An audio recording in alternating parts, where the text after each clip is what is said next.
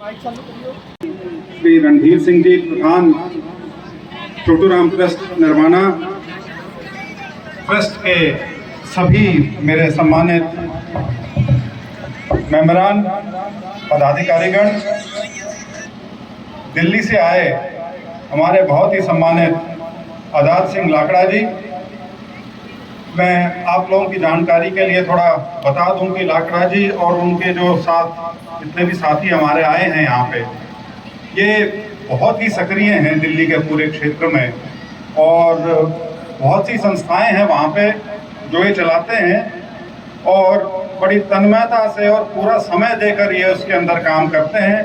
चाहे फिर वो कोचिंग इंस्टीट्यूट खोलने की बात हो, बच्चों के लिए हॉस्टल प्रोवाइड करने की बात हो, और उसके अलावा संस्थाएं जो हैं वो तो हैं ही, तो इनका बड़ा भारी योगदान है वहाँ पे। आप यहाँ जाए हमारे बीच में, मैं आप सभी का यहाँ स्वागत करता हूँ।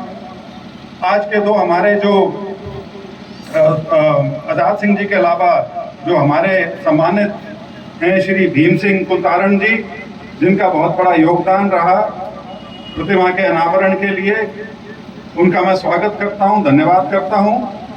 हमारे बीच बैठे स्कॉलर जिन्होंने सर छोटू राम पे बड़ा शोध किया है, डॉक्टर दलाल जी, आपका भी स्वागत करता हूँ। और इसके अलावा हमारे यहाँ के डॉक्टर रामचंद्र जांगड़ा जी, श्री सुरेश चोपड़ा जी, श्री संजू चोपड़ा जी, श्री रामचंद्र अत्री जी, शिव नारायण शर्मा जी, श्री बलबीर शौकन जी, श्री अजमेर शौकन वाइस चेयरमैन, हमारे सम्मानित श्री बलदेव वाल्मीकि जी, अजमेर नैन जी, हमारे प्रधान सतवीर जी कसून से, और देखो बाकी आप सब अपने आदमी हो, किसी का नाम छूट छाट गया होगा तो मेरे को उसके लिए माफ़ करना, क्योंकि ये घर की बात है। मैंने अदरवाइज ये लिस्ट बहुत ज़्यादा लंबी हो जाती है। आप सब आज इस अवसर पे यहाँ आए, आप सबका आभार, आप सबका धन्यवाद। और मैं आपके माध्यम से सभी को आज बसंत पंचमी की हार्दिक शुभकामनाएं देना चाहता हूं। सर छोटू राम का जो जन्मदिन है वो वैसे तो 24 नवंबर का होता है, लेकिन एक प्रथा बनी हुई है शुरू से ही कि बसंत पंचमी के दिन उनका जो जन्म दिवस है वो बसंत पंचमी के साथ ही उसको मनाया जाता है। ये जो ट्रस्ट है यहाँ पे, इसने बहुत लंबे समय से एक बीड़ा उठाया हुआ है। सर छोटू राम और उनके जो कार्य हैं उसका प्रचार प्रसार हो सके, उनका नाम आगे बढ़ सके। हालांकि ये कहते हुए मुझे थोड़ा अटपटा सा लग रहा है, नाम आगे बढ़ सके, लेकिन ये ज़रूर है कि इतिहास इस बात का गवाह है कि जिस महापुरुष को या जिस बड़े व्यक्ति को यदि समाज का वो तबका जिसका उन्होंने उद्धार किया हो, जिसके लिए पूरा अपना जीवन समर्पित किया हो, यदि वो भूलना शुरू कर दें तो सारा समाज फिर भूलना शुरू कर देता है। मुझे अभी भी याद है, मैं नया नौकरी में आया था तो मैं इसी प्रकार से किसी आयोजन में गया था। मैं नाम नहीं लेना चाहता क्योंकि कुछ जाति विशेष से संबंधित था। तो मैंने अपने पिताजी से आगे कहा, मैंने कहा जी ये इतने बड़े महापुरुष हुए हैं, इन्होंने इतना बड़ा ग्रंथ लिखा है, लेकिन इनका जो भी सालाना जलसा है वो एक विशेष जाति क्यों करती है? तो मुझे अभी भी उनका जवाब याद है, करता ये याद करते हैं इसीलिए याद हैं, नहीं तो भूल जाते लोग। तो किसी ना किसी को तो बीड़ा उठाना पड़ता है जो अपने महापुरुष हैं उनको जिंदा रखने का, उनकी याद को हमेशा जिंदा रखने का। और ये जो 2021 का जो वर्ष था, जो पिछला साल गया, कोरोना की महामारी इस साल भी थी, 2020 में भी थी, अभी भी उसकी एक तीसरी लहर है, शायद हल्की है लेकिन अभी भी है, तो पता नहीं इससे कब छुटकारा मिलेगा। लेकिन इस एक साल में जहाँ तक सर छोटू राम का सवाल है, जहाँ तक लोगों तक उनकी पहुँच की बात है, क्योंकि उनको हमारे बीच से गए करीब 80 साल हो चुके हैं। 1945 में उनका निधन हुआ था, अब हम 2022 में, तो 80 साल के बाद भी उनकी ना सिर्फ याद बल्कि आज के समाज में और आज की अर्थव्यवस्था में भी जो उनकी सार्थकता है वो किस प्रकार से जीवित है, उसका नमूना आपने पिछले 1 साल में देखा। बसंत पंचमी है, बसंत पंचमी का रंग जो है, बसंती रंग जो है, सर छोटूराम का तो जन्मदिन हम करते ही हैं, बसंत रंग जो है वो शहीद भगत सिंह के साथ भी बहुत जुड़ा हुआ है, उनके साथ भी। तो मैं खास तौर पर 2 नाम इसलिए ले रहा हूँ क्योंकि पिछले 1 साल में जिस प्रकार से चाहे युवा वर्ग है, चाहे हमारे किसान भाई हैं, जिस प्रकार से उन्होंने उनको याद किया, वो ये दर्शाता है कि लोगों की याददाश्त जो है वो बहुत लंबी होती है, लोग भूलते नहीं।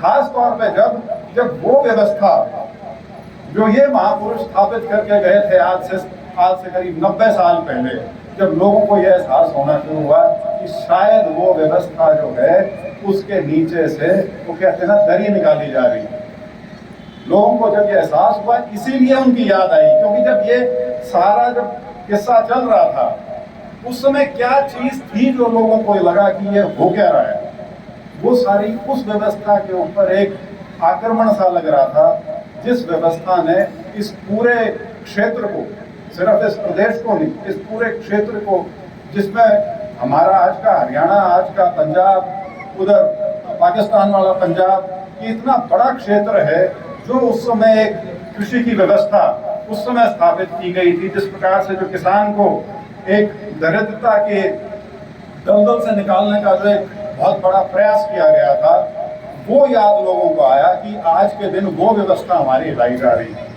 तो मुझे बड़ा, इसके साथ साथ मैं एक और वाक़या आपसे साझा करना चाहता हूँ। हालांकि आप में से कुछ लोग तो वहाँ थे, ये हम सब के लिए बड़े गौरव की बात थी कि जो हरियाणा एकेडमी है हिस्ट्री एंड कल्चर की, उन्होंने एक 5 खंड का, 5 वॉल्यूम का एक ग्रंथ तैयार किया है सर छोटूराम के ऊपर, जिसके अंदर उनका पूरा जो जीवन काल है, उसमें उनकी जितनी भी लेखनी है, उनकी जितनी भी लेजिस्लेटिव असेंबली में स्पीचेस हैं, या उसके अलावा जो भी उन्होंने कभी सार्वजनिक मंच से कहीं कहा, जो उस समय कभी रिकॉर्ड हुआ, और उसके अलावा उनके बारे में भी बहुत से लेख जो और लोगों ने लिखे, वो सारे के सारे उसके अंदर बड़े विस्तार से अंकित हैं। और ये जो ग्रंथ हैं, ये 600, 700 पेज का एक है, और इसके 5 हैं। और मैं आज यहाँ आपसे ये अनुरोध करना चाहूँगा, खासतौर पे जो हमारे नरवाना का ट्रस्ट है और जो दिल्ली से हमारे भाई चल के आए हैं, जो ट्रस्ट चलाते हैं वहाँ पे, कि इनकी कॉपी जहाँ पे भी आपको ज़रूरत हो, ये पूरा का पूरा सेट जो है, मैं चाहूँगा आप जितने भी स्कूल्स में या कॉलेजेस में, या कोई आपकी धर्मशालाएँ हैं, या ऐसे कोई भी संस्था जो आप चलाते हैं, जो सामाजिक रूप से जिनका प्रयोग होता है, वहाँ पे यदि इन ग्रंथों की कहीं भी ज़रूरत है तो आप मुझे संपर्क करें। ये ग्रंथ मैं अपनी तरफ से आप सबको दूंगा, जितने भी आप कहेंगे।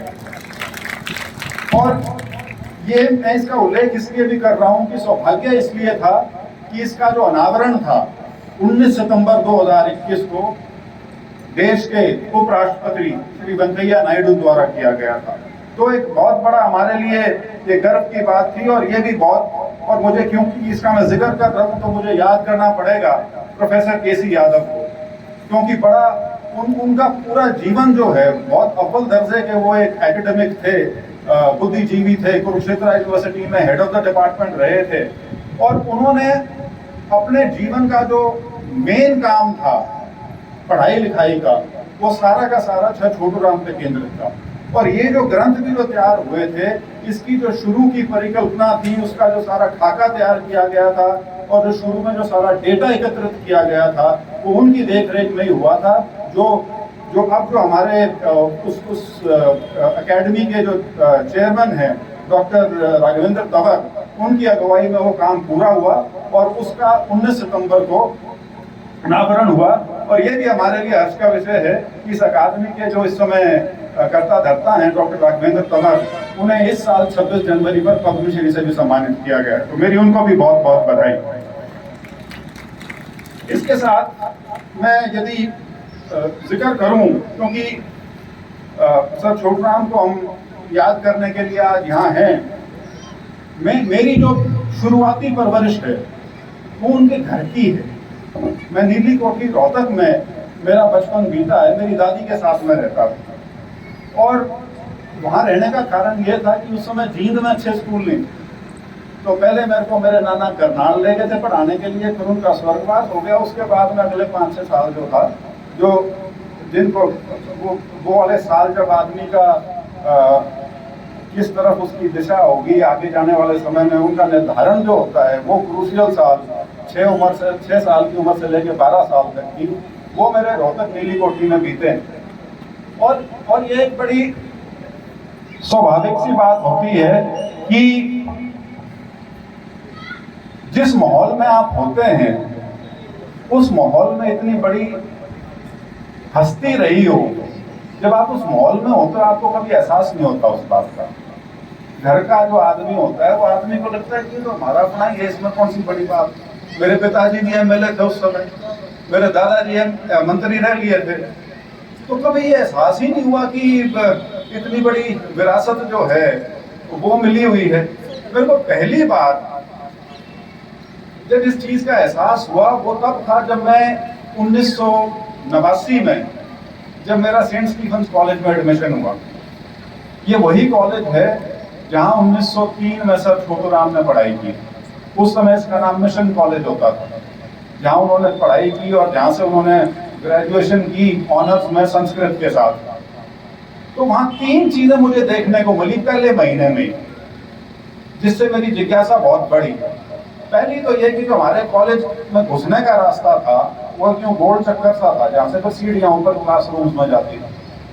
वहां पे पुराने पुराने चित्र लगे हुए थे, कोई 1925 का, कोई 1930 का, कोई 1960 का। उनमें बड़ी नामी ग्रामी हस्तियां हैं जो उस कॉलेज से निकली हुई हैं, तो उनके चित्र लगे हुए थे। लेकिन जो सबसे पुरानी फोटो थी वहां पे, वो 1905 की थी लगी हुई। तो मेरी वैसे ही जिज्ञासा जागी। मैंने कहा 1905 में तो शायद मेरे पढ़दादा भी यहीं पढ़ते थे, तो मैंने उसमें ढूंढना शुरू किया। अच्छा, आजकल तो पगड़ी देखना शायद यूं लगता है कि पगड़ी कौन, आजकल तो जवान लड़के तो पहनते नहीं। वहां उसमें ढूंढने में मुश्किल ये थी कि आधे से ज्यादा जो उस समय लड़के पढ़ाई कर रहे थे उनके सिर पर पगड़ी थी, चाहे वो किसी भी जाति के, किसी भी बिरादरी के हों, पगड़ी पहनना उस समय चलन था। तो फिर मैंने नाम पढ़ने शुरू किए। मेरे को छोटूराम नाम भी नजर नहीं आया। मैंने कहा ये कोई दूसरा बैच होगा, इसमें फोटो नहीं होगी। फिर मैंने दोबारा पढ़ना शुरू किया, फिर मेरी नजर पड़ी राम रिछपाल पर। और तो कॉलेज में तो क्योंकि जो नाम है वो असली नाम लिखा जाता है, तो राम रिछपाल जो उनका नाम था, उस नाम से वहां पे उनकी फोटो के आगे लिखा हुआ था। तो पहली चीज तो ये। दूसरा, वही कॉलेज में मुझे लाइब्रेरी में उनका शायद लिखा हुआ सबसे पुराना लेख मिला, जो उन्होंने 1908 में, जो ये सेंट स्टीफेंस कॉलेज है, इन्होंने अपनी एक पत्रिका शुरू करी थी। उसका जो पहला क्या बोलते हैं एडिशन जो है, जो पहली निकाली थी, उसमें सर छोटूराम तब तक वकील बन चुके थे। तो उनको लिखा था उन्होंने कि आप यदि इसमें अपना योगदान दें तो हम आपकी तरफ से एक इसमें आर्टिकल लिखना चाहते हैं। तो उन्होंने ग्रामीण पृष्ठभूमि के ऊपर एक लेख लिखा हुआ है। अच्छा खासा लंबा लेख है, 1-2 पन्ने नहीं है, वो 15-16 पन्ने का लेख है। और मुझे उसके अंदर 2 चीजें बहुत मुझे प्रभावित की। पहली तो ये कि एक रोहतक जिले के गांव में पड़ा हुआ बच्चा, उसकी जिस प्रकार की अंग्रेजी भाषा पे जो पकड़ थी, और वो एक ऐसे समय पे जब 1908 की बात थी, जब तक वो इतने परिपक्व नहीं हुए थे कि उन्होंने कानून लिखने शुरू करे हों, या जब तक उन्होंने पत्रकारिता में अपना नाम हासिल कर दिया हो, तब तो शुरुआती दौर था। लेकिन इतनी भाषा पे पकड़, और दूसरा जो ग्रामीण अंचल का उन्होंने जो चित्र उसमें निकाला, वो अपने आप में एक मिसाल है। उसमें कोई ये नहीं था कि ग्रामीण अंचल के लिए उन्होंने बड़ी बुरी प्रशंसा की हो, क्योंकि शहर के आदमी को तो ये लगता है गांव में तो बड़ी मौज है, खुली हवा है, खेत खलिहान है, और सरसों के खेत, वो जो हिंदी पिक्चरों में दिखाते हैं। वो लेख जो था वो एक बड़ा हार्ड हिटिंग लेख था, जिसके अंदर उन्होंने जो ग्रामीण क्षेत्र की जो समस्याएं हैं, खासतौर पर किसान जिस प्रकार का जीवन यापन करता है, किस प्रकार से वो इतनी मेहनत करने के बाद भी कर्ज में डूबा रहता है, और उसके लिए उसको बाहर निकलने का कोई तरीका नहीं है। और उसके साथ साथ किस प्रकार से सामाजिक तौर पे वो अंधविश्वासी होके और बिल्कुल ही मतलब धर्म की जकड़ में आके ये सारी चीजें थी जिसने उसको बांध रखा था, जो बेड़ियां वो खोल नहीं पा रहा था। शिक्षा का जो अभाव था वो सारा का सारा उस एक लेख के अंदर है। उस लेख को पढ़ के आपको एहसास हो सकता है कि जो उन्होंने आने वाले 40 साल में जो फिर काम किया वो उसका जो बीज था वो सारा का सारा उस एक लेख में मिल सकता है। तीसरा किस्सा बड़ा छोटा सा है। यूनिवर्सिटी का एक क्विज प्रोग्राम था हमारे कॉलेज में, ये प्रश्नोत्तरी का जो होता है, तो हम भी बैठे देख रहे थे। तो उसमें एक सवाल पूछा गया कि सेंट स्टीफेंस कॉलेज से कौन सा वो इकलौता व्यक्ति है जिसे नाइटहुड मिला। नाइटहुड होती है जिसको सर कहते हैं, सर की उपाधि को, उसका असली शब्द नाइट